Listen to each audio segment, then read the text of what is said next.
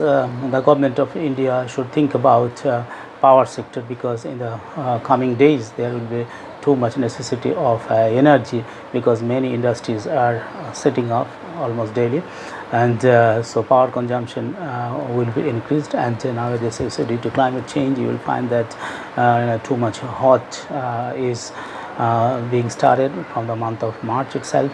And so due to heat waves and due to hot weather, there will be too much necessity of what is say AC and fridges. So all those things are run by power. So power sector should be increased, and power should the government of India should increase more power. I will give emphasis definitely on solar power, hydropower, and wind power, right? Because otherwise the fossil fuel those are very exhaustible, and those are not sustainable. That is why sustainable power consumption is necessary. India has the opportunity to learn from Australia in regard to meeting the demands of fuel, because Australia planned to ramp up its extraction and use of gas until 2050 and beyond, as per future gas strategies. So we can learn from Australia, and wherever good things are there, India can learn from them, right? So foreign investors should be incentivized to come and invest in India. Always I request with my folded hand that the foreign investors should come to India. Not only investors, foreigners, maybe across the world. Maybe you are living in USA, maybe you are living in UK, maybe you are living in Europe, maybe you are living in Africa, maybe you are living in Canada, or anywhere in the world. So I request you to, or other Asian countries, I would request that, yeah, in every country there are some good things, but India is a place. India is a place where not only beautiful things are there.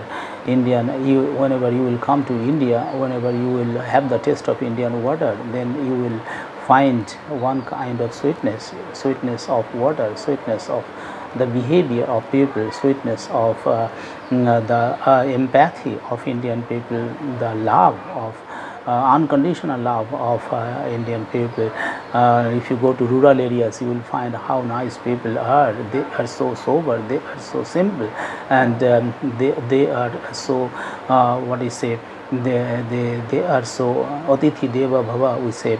The Indian people as a whole love and respect foreign delegates and foreigners, and any people from anywhere in the world. You come just and see the beauty of India. You come, the Indian architecture, you see Indian Indian temples, Indian mosques, Indian buildings, Indian architecture, Indian art, Indian culture, Indian river, Indian mosques, Indian Indian desserts, third desserts. You will come to you may find in Gujarat, you may find in Rajasthan. Okay, you come in Darjeeling, you come in Uttar Pradesh, Nainital. You see how good places are there. Okay, so these are really, you come to National Library, you see the books.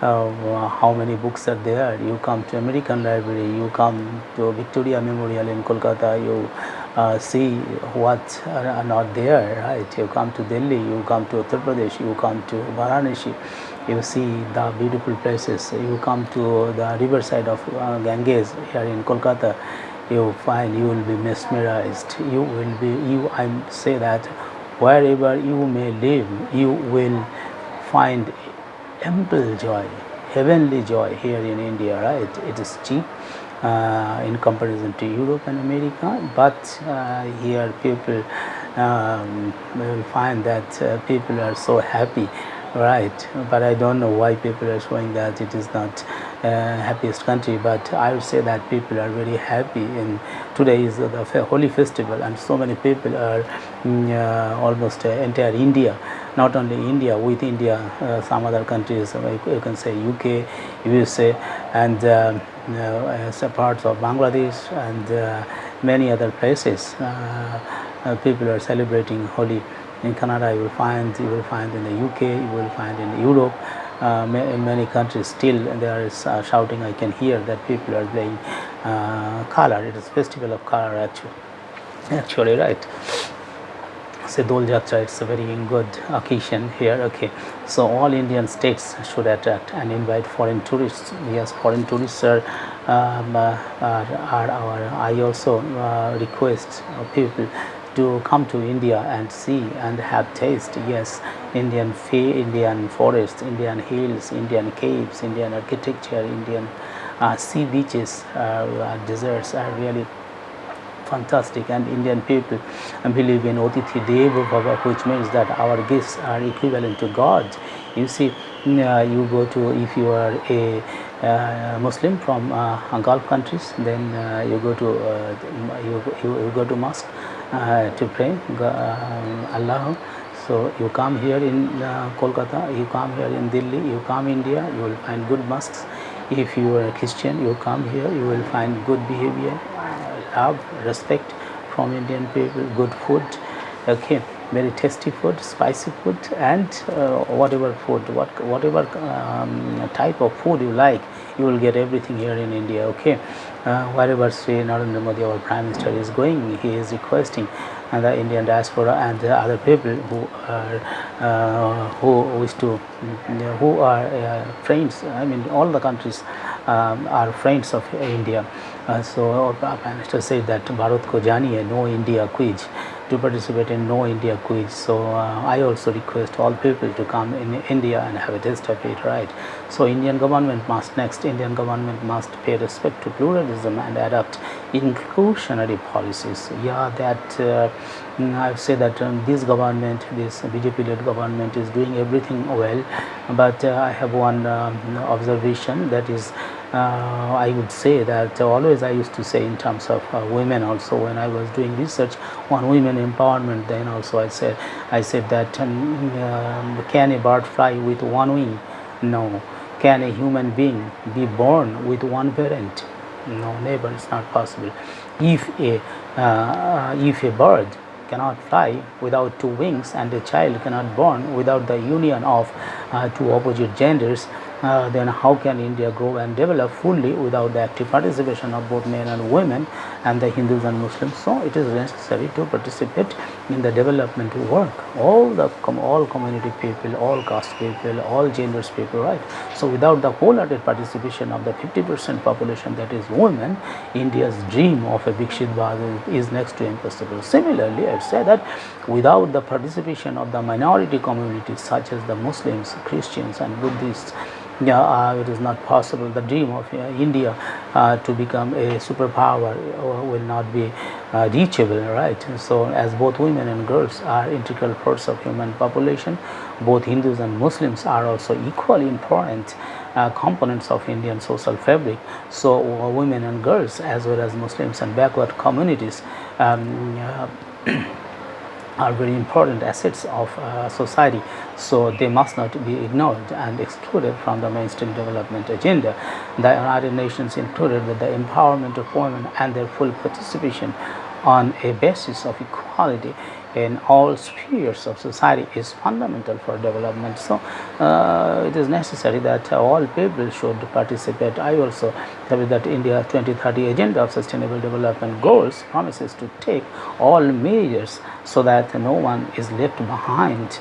But I would request, I must call upon the BJP's top leadership to consider the issue and bring as many Muslims in parliament as possible, because it is not that all people are of same kind. All Muslims are not good, bad.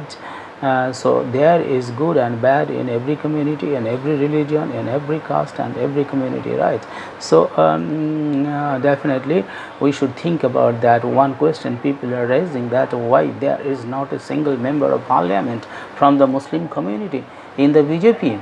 Why there is not a single Muslim MLA in West Bengal Legislative Assembly from Bharatiya Janata Party? Why these things are going on? So people are raising questions. Yeah, definitely it is a Hindutva party, but still development agenda of a country cannot be fulfilled without participation of all people, of all community people, of all caste people, right? So this should be taken care of. I would say that India must utilize the skills of talented youths. Yeah, India has many talented youths. So yeah, it is not possible. I admit that it is not possible to accommodate all skilled youths in the government sector. But I would say that it is government sector or non-government sector, or maybe they can be motivated to be self-employed. But people, educated people, should not be kept idle, because then there will be frustration, and from frustration they can do some illegal or unethical activities. That is why I call upon the government of India to think about how they can be accommodated, right? Yeah, the government of India has already started doing Pradhan Mantri employment scheme, where many youths are joining and they are getting a scholarship. But that is not a permanent job. But I say that about permanent job and permanent earning opportunities, they should be provided, right? So you see that yeah, in India, Bangalore, Chennai, New Delhi are really very fantastic places where people want to work. And but this should be disseminated. All state governments should come forward to accommodate their youths. Okay. Next, the students should develop entrepreneurship skills at school level. Yeah, I say that yeah, Indian at least 1,043 universities are there now in India, and 42,000 approximately colleges are there. Yeah, yes, definitely. India has 63 agricultural allied colleges, and medical colleges, law colleges, Sanskrit colleges, and language universities, and 145 universities of other categories. But these categories of higher education department are producing many talented youths every day. Do you know, in India, from a survey it is learned that about 2,02,550 students are enrolled in PhD, which is about 0.5% of total student enrollment. So how many students are getting enrolled in research? Okay, so after 2, 3, 4 years, these students will come out as research scholars, or with PhD degrees, doctorate degrees. So they should get employment opportunities in colleges and universities, and in factories or in enterprises, right? So this should be taken care of by the government of India, how they could be accommodated these talented youths. Okay. So if India, there is always a risk in business, yeah, definitely, but to make India a business hub and production hub or manufacturing hub of the world, replacing China or meritorious or mediocre or low merit students and skilled students, both should be given opportunities, that I say. And for that reason, our policymakers should think about that, how they can be accommodated, right?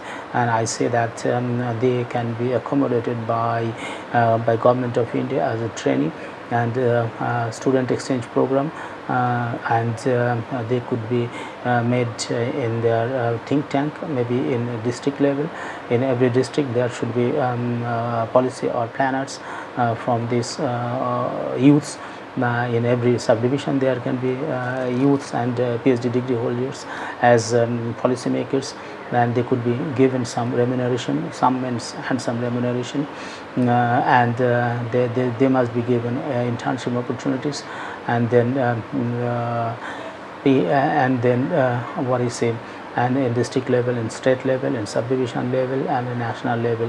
So these talented youths can be accommodated, right, so that they can give planning proper, after making proper investigation and proper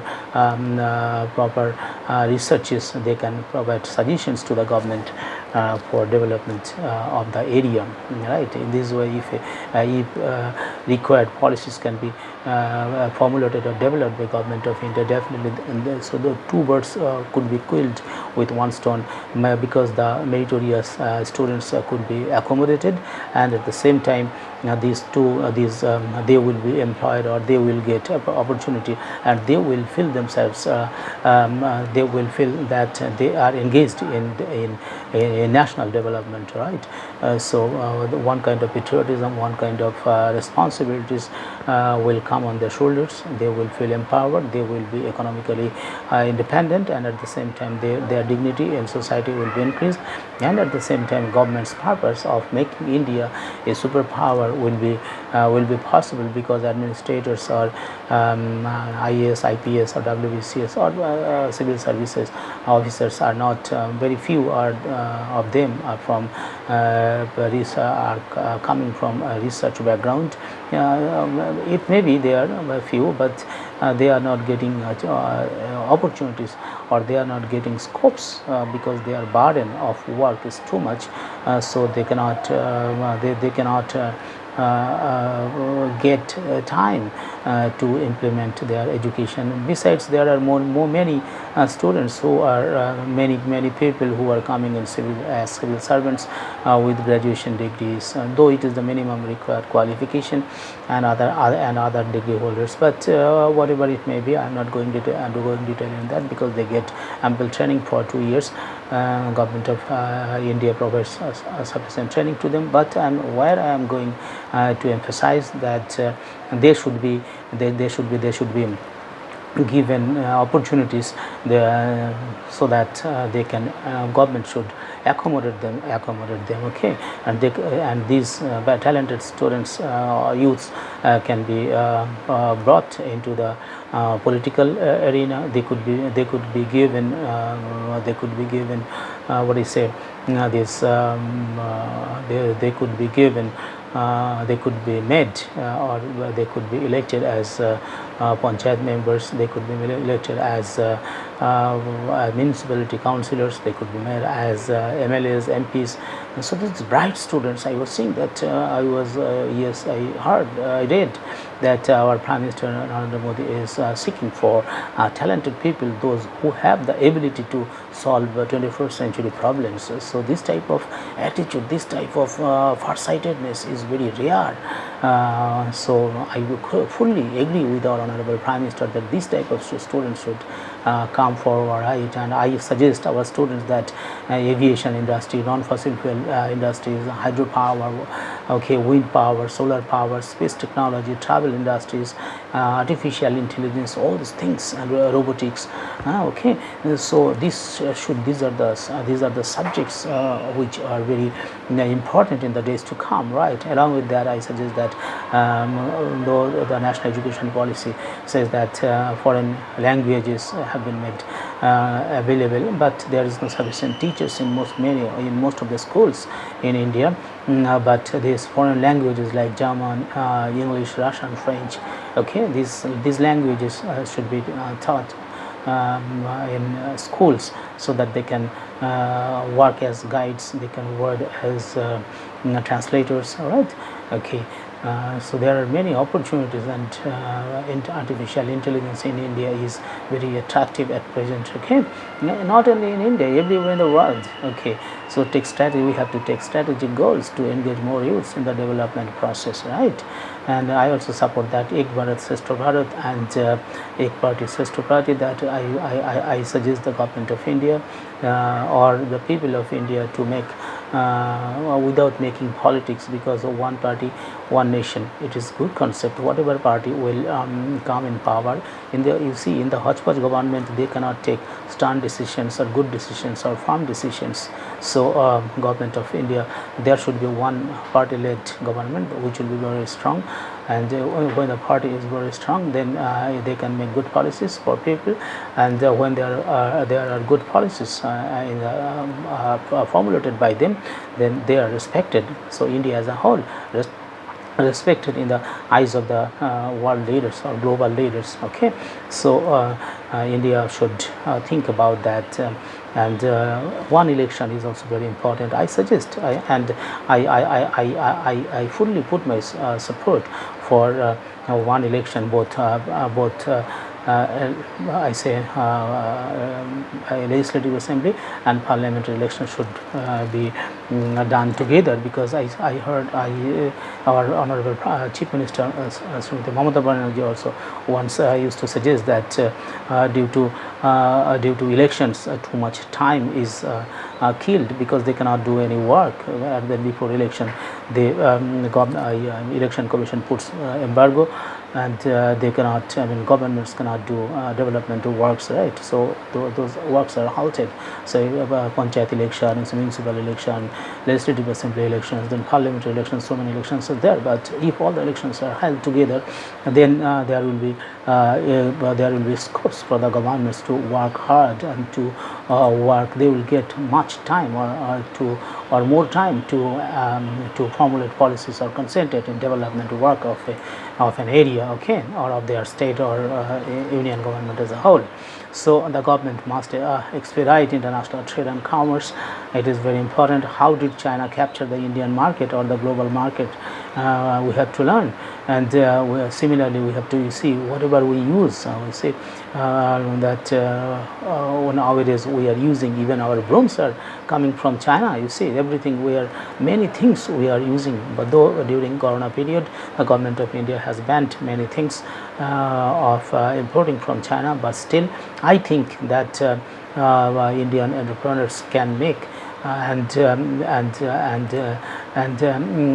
manufacture heavy and electronic goods, and very light goods also, but quality should be good and prices should be competitive. Okay, I encourage my brothers and sisters to produce every good and items required for both men and women, children and all people in the world.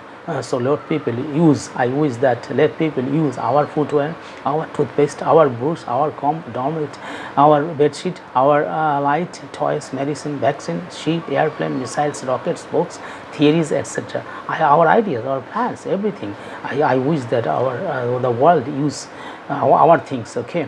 If China recognizes that China is now the world's manufacturing hub.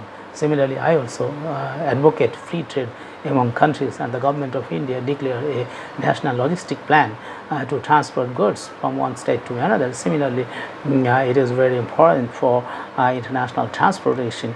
Many research studies have shown that free trade enhances the welfare and welfare of people, right? So India should publish a national vision document. You see, government of India should popularize first this vision. What is Viksit Bharat and how India can achieve this Viksit Bharat? So these are the primary things necessary for a government. But what government is doing? The common people know what is Viksit Bharat? Viksit Bharat is a Hindi term. Many people do not like this term, say developed India. And similarly, you translate this in all the languages, at least in all the official language, all the languages, all other 18 languages, those which are prominent in Indian states. You translate in Hindi, you translate in Sanskrit, you translate in Tamil, you translate in Telugu, you translate in Bengali, Assamia. So like all the languages you should translate. Otherwise, how common people will understand? And more seminars, more and more conferences, and more discussions in block level, in Gram Panchayat level, municipality level should be started, so that people can know of an issue. That initially they should know that what is Viksit Bharat and what they should do. Otherwise, if people are not aware about that, I told this about in relation to sustainable development goals also. People do not know what is sustainable development goals. Then how they will try to achieve this goal? How funny it is now. So government of India should put emphasis on publishing a white paper or a national document or national vision relating to Viksit Bharat. Okay. That as the stable international world, or China's national rejuvenation could be fully achieved. So the China made in the 19th Congress in October 2017 how China could become a global leader in terms of composite national strength and international influence. So you see, China has made, that is why people know that this is their duty and they are performing accordingly. But here only district magistrates or maybe subdivisional officers or maybe BDOs are aware of this. But if See, it needs the participation of common people. Indian people, 145 crore people, many of them are illiterate. They do not know how to read, how to write.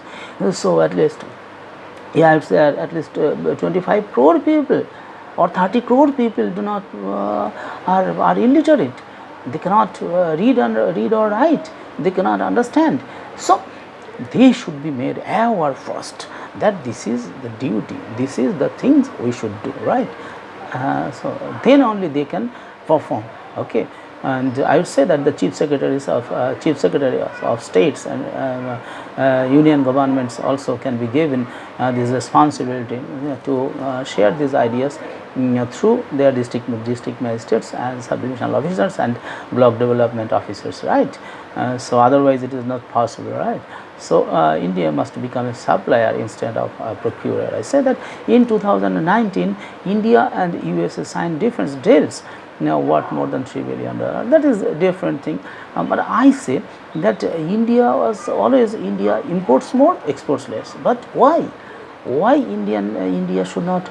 India will be recipient. Rather India should be a sender.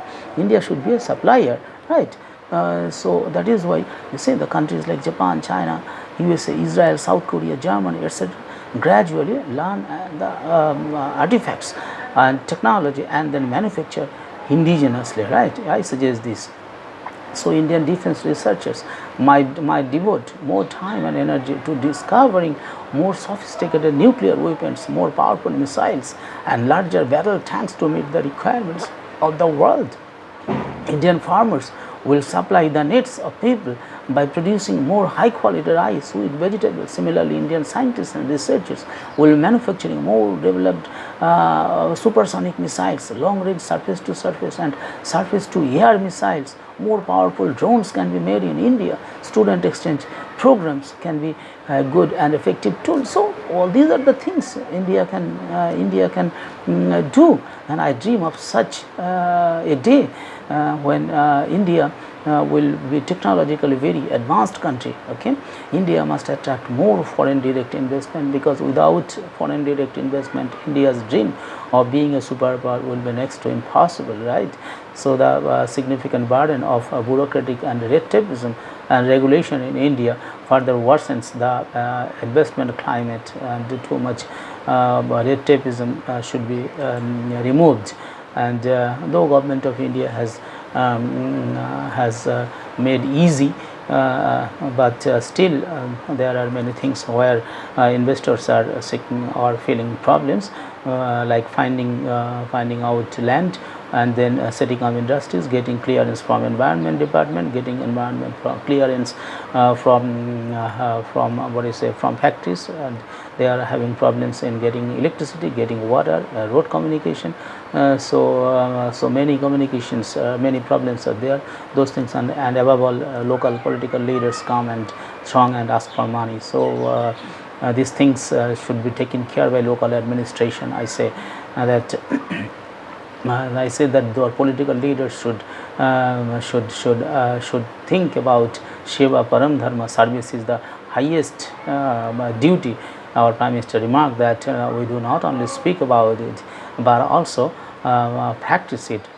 So government of India, particularly our Prime Minister, is cherishing this kind of mentality, right?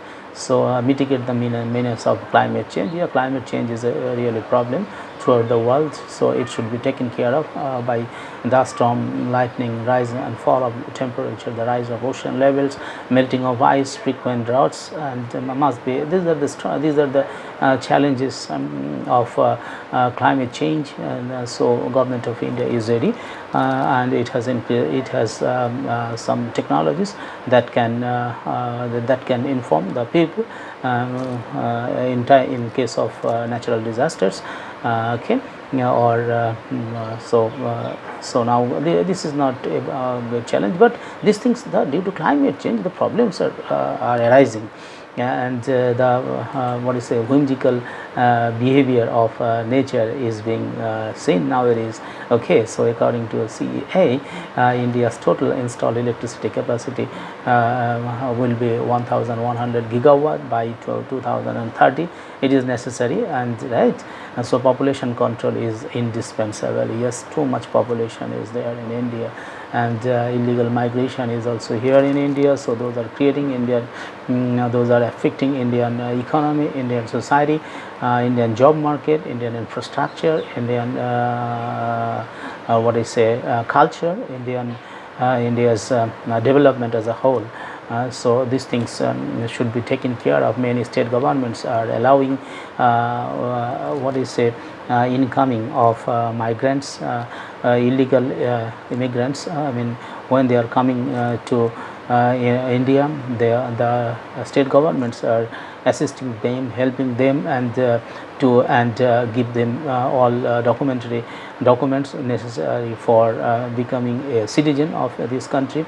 So being citizen, artificial citizen, they are or stolen citizenship. They are many times setting up industries, getting our jobs, or stolen our youth's jobs, and involved in illegal activities. So those things should be controlled, and at the same time population control is necessary. I request all the communities people to control population, but there are some sections of society who think that by increasing our population or by increasing our children, we can we can what is say overcome, or we can take over the power from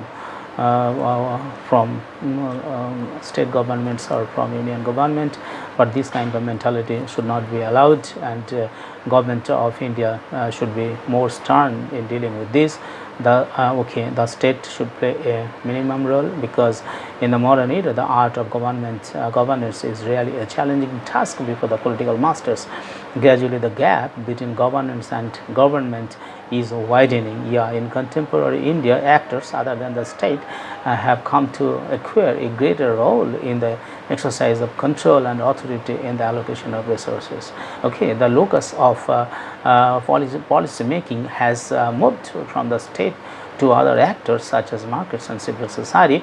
They have created greater space for themselves. So nowadays the changes, things have been changed, and similar egalitarian measures might be considered by the government of India. The execution of equality of opportunity and policy, and the promotion of scopes for flourishing for all professional students and researchers must be ensured here. Okay, and then I would say that self-development is imperative. It is very important that many of us try to change our friends, children, and students, but very few of us try to change ourselves. Okay, so our great philosophers and saints have taught us that be moral and spiritual, but many of us are not being spiritual and moral.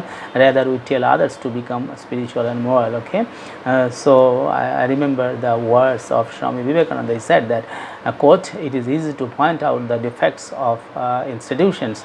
All beings are more or less imperfect, but he is the real benefactor of humanity, who helps the individual to overcome his imperfections under whatever institutions he may live. The individuals being raised, the nation and its institutions are bound to rise," unquote. So all those things are important, and learning the art of living is cardinal nowadays. The world is full of suffering, and for all of us, and so that is why, to get respite from all those sufferings and pains, we need to abide by the lessons imparted by our ancient philosophers. Without keeping our bodies, minds and souls, we cannot be happy and healthy, right? All those things should be kept okay in mind, and let us ensure equality, promote friendship and love. Without making friendship, without promotion of friendship and love, there cannot be fellow feeling, there cannot be understanding, there cannot be respect, mutual respect. And with all this, I hope that we can become a greater nation in the days to come. With this, I would like to conclude here. Thank you for giving me so much time, because you lent your ears for such a long time. Thank you very much.